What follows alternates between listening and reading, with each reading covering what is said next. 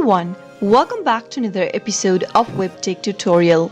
In today's video, I'm going to show you how to apply for a Netspend card. Watch the video till the end and don't forget to subscribe to our channel by hitting that subscribe button. Press the notification bell so that you'll never miss another upcoming upload from us.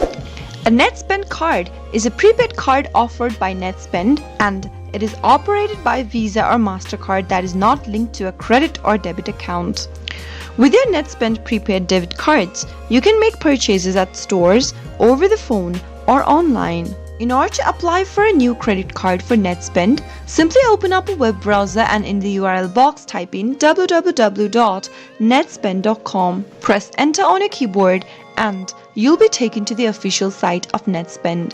In order to apply for a Netspend card, go and click on the Sign Up Now button at the top right. Fill in the text boxes appearing on the next page and choose a card for yourself. Right where it says enter your information, start off by typing in your first legal name. Head over to the next field and type in your last legal name.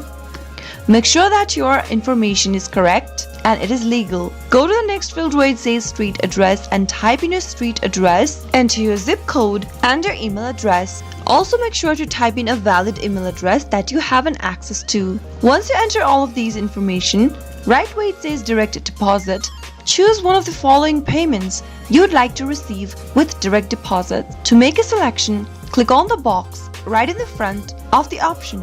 Now scroll down and choose your card you'd like to apply for. Select one of the cards and click on Get My Card. Once you do that, on the next page, you'll need to provide your name, street address, date of birth and other information that identifies yourself in order to apply for a new Netspend card. That is how it can be done. I hope the tutorial was helpful to you. If it was, go ahead and give us a thumbs up. I'll be back soon with more videos like this. Thank you for watching.